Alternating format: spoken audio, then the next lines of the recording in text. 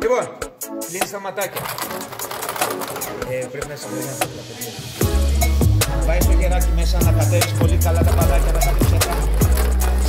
Όλα τα μπαλάκια είναι γιατί δεν μπορούν να δούμε κάτι και τραβάς σε έναν χώρο. Το νούμερο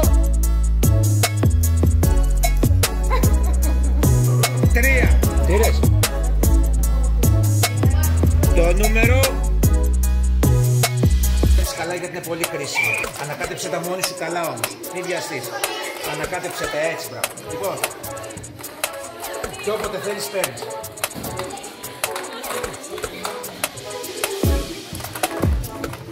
Είναι βασανιστικό. Σμαράγδα φτάνει. Το νούμερο 2.